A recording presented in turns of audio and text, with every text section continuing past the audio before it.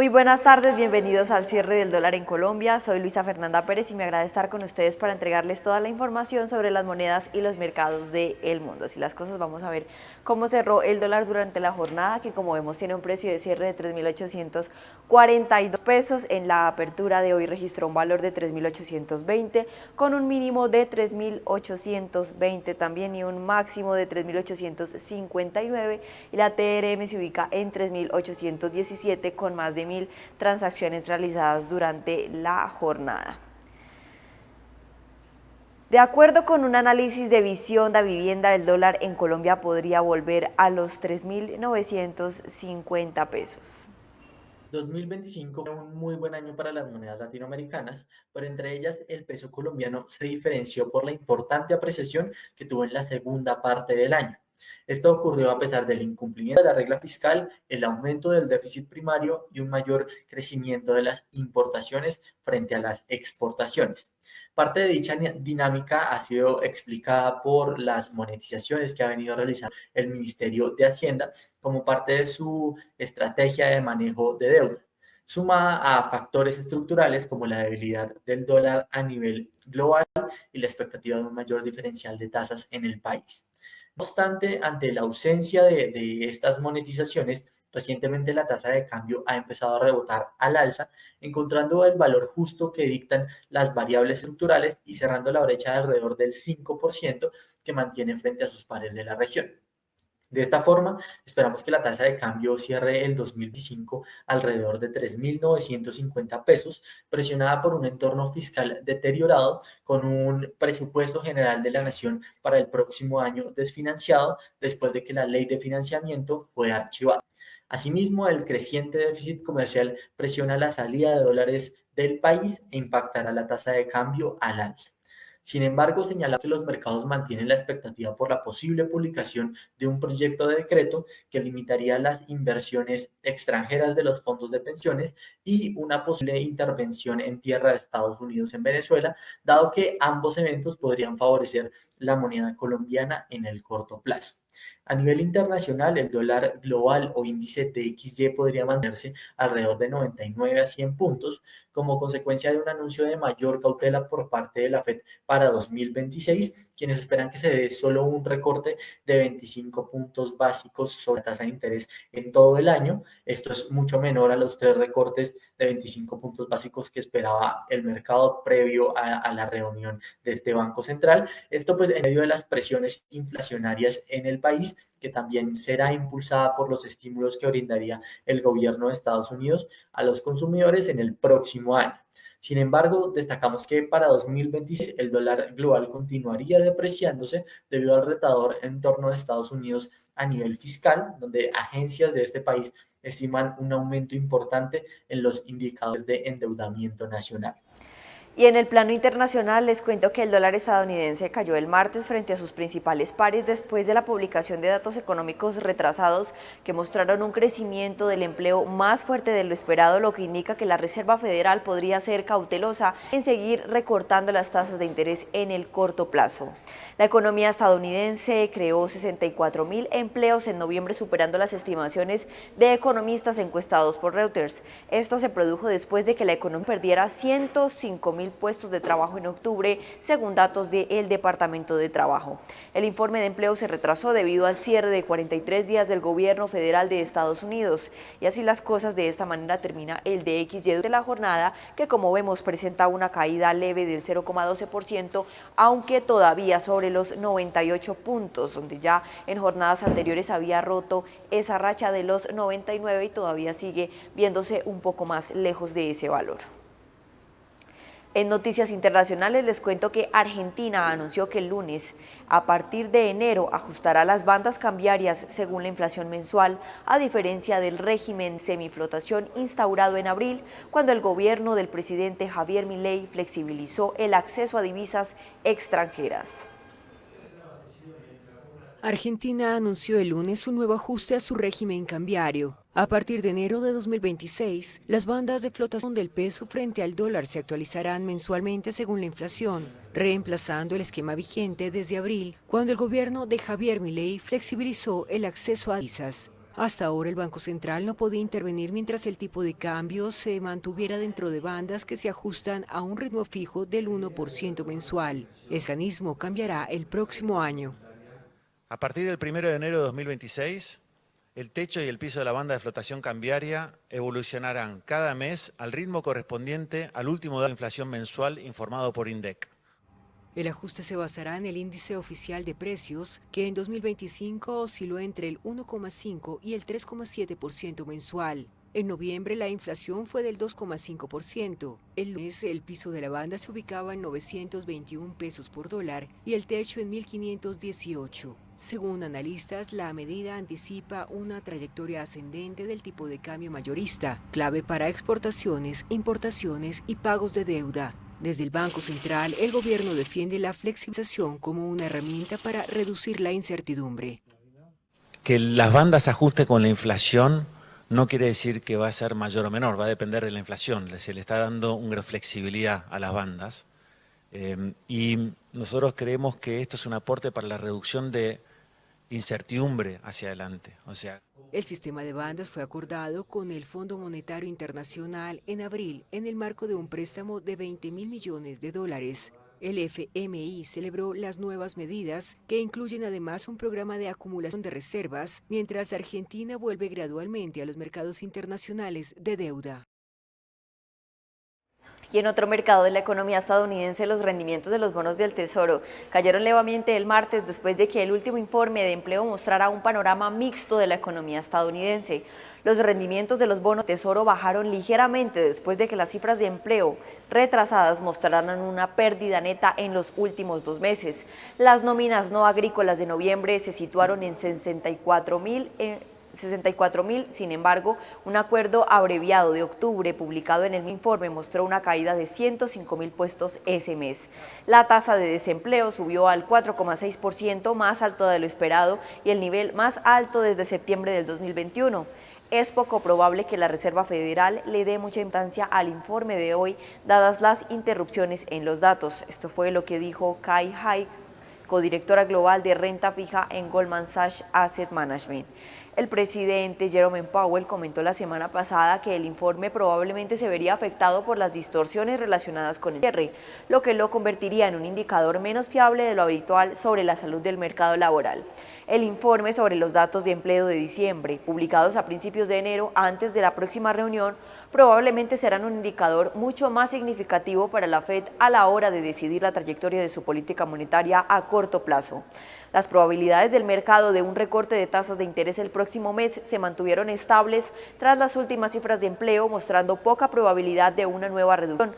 Los operadores de fondos federales estiman una probabilidad del 24% de un recorte de tasas en enero, la misma que el día anterior, según la herramienta FeedWatch. Otro evento importante es la publicación del informe del índice de precios al consumidor de noviembre el jueves, que se espera muestre la inflación general un aumento del 3,1% interanual. El jueves también se publicarán las últimas cifras semanales sobre el número de nuevos solicitantes de seguro de desempleo. Y así las cosas, de esta forma finalizan los bonos del Tesoro con una caída de 2 puntos básicos apenas en 4,15%. De otro lado, les cuento que el petróleo crudo estadounidense alcanzó el martes su nivel más bajo desde mayo, lo que pone los precios en camino a su peor desempeño en 7 años, ya que los operadores tienen en cuenta un superávit inminente y la posibilidad de un acuerdo de paz en Ucrania. El índice de referencia estadounidense ha perdido alrededor de un 22% este año, su peor desempeño desde el 2018. El índice de referencia ha perdido casi un 20%, su peor año desde el 2020, y el crudo estadounidense cotizaba un 2,13% menos a $55,61 por barril, mientras que el Brent bajaba un 1,93% a $59,39. Mientras tanto, los precios de la gasolina en Estados Unidos han caído por debajo de los $3 dólares por galón, su nivel más bajo en 4 años y según la Asociación de Automovilistas. El mercado petrolero se encuentra bajo presión este año, ya que los miembros de la OPEP+ han incrementado rápidamente la producción tras años de recortes. Los inversores también están descontando la posibilidad de un menor riesgo geopolítico, ya que el presidente Donald Trump presiona a Ucrania para que acepte un acuerdo de paz con Rusia. La amenaza de interrupciones del suministro desciende sobre el mercado petrolero desde que Rusia lanzó su invasión a gran escala en Ucrania en el 2022. Repetidos ataques con drones contra la infraestructura petrolera rusa este año. Mientras tanto, Estados Unidos y sus aliados europeos han impuesto sanciones a la industria petrolera rusa. Bajo este contexto, así se comporta el petróleo al cierre de esta jornada y vamos a empezar por el petróleo de referencia estadounidense, es decir, el WTI, que baja considerablemente más del 2%, casi el 3%, 2,59%, y se ubica en $55 con 35 centavos, cada vez más lejos de los $60. Y por su parte, el Brent también cae de la misma forma en 2,56%, ubicándose en $59 con 1 centavo, es decir, que ya rompió la barrera de los $60, que estos niveles no se habían visto desde jornadas anteriores, aproximadamente desde el mes de octubre. Estos valores se mantenían bastante elevados desde los $70 en agosto hasta, pues como vemos, en octubre, que ha bajado o que bajó considerablemente en los últimos meses su valor o su precio. Así las cosas, pues como vemos, en el mes de octubre, específicamente para el 20 de octubre del 2025, el petróleo se ubicaba sobre ese valor de los $61, fue subiendo de manera progresiva y hoy vemos que a la fecha es más bajo el valor, es decir, que ya hoy se ubica sobre los $59. El petróleo de referencia Brent, que recordemos es importante para acciones en empresas de Petrobras y Ecopetrol. En otras noticias, el presidente de Estados Unidos, Donald Trump, afirmó este lunes que el acuerdo para poner fin a la guerra de Rusia en Ucrania está más cerca que nunca, mientras que varios dirigentes europeos propusieron una fuerza multinacional para garantizar la paz. El presidente de Estados Unidos, Donald Trump, aseguró el lunes que un acuerdo para poner fin a la guerra en Ucrania está más cerca que nunca, mientras varios líderes europeos propusieron la creación de una fuerza multinacional para garantizar la paz. Estas declaraciones se dieron en el segundo día de conversaciones en Berlín entre el presidente ucraniano Volodymyr Zelensky y emisarios estadounidenses, en un intento por impulsar los esfuerzos diplomáticos y detener el conflicto que se inició en febrero de 2022. Esta guerra nunca, jamás debería haber empezado, pero empezó y estamos tratando de resolverla. Esa era la situación de Biden. Estamos intentando solucionarlo y creo que ahora estamos más cerca y ellos te dirán que ahora están más cerca. Tuvimos numerosas conversaciones con el presidente Putin de Rusia y creo que ahora estamos más cerca que nunca. Trump destacó las largas conversaciones sostenidas con Zelensky y otros líderes europeos, incluyendo Reino Unido, Francia y Alemania, así como con el secretario general de la OTAN para fortalecer las garantías de seguridad a Ucrania. Por su parte, Zelensky reconoció avances en Berlín, aunque advirtió que persiste diferencias sobre la posible cesión de territorios. El plan estadounidense presentado en noviembre propone un conjunto de 28 puntos para finalizar la guerra, con garantías de seguridad similares al artículo 5 de la OTAN y un mecanismo de supervisión del alto el fuego dirigido por Estados Unidos. También estamos avanzando en ese frente. Veo los detalles preparados por los militares. Parecen muy sólidos, aunque sea un primer borrador. Y el tema de la supervisión durante un cese de la guerra es, en mi opinión, parte de las garantías de seguridad.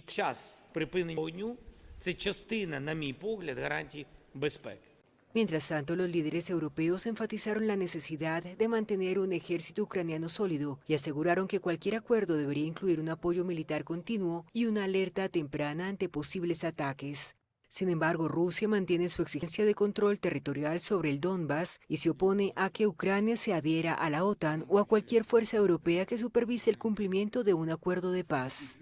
El Kremlin aguarda ahora la comunicación de Washington sobre los resultados de estas conversaciones, mientras Estados Unidos y Ucrania intentan cerrar una fórmula que combine seguridad, soberanía y paz duradera.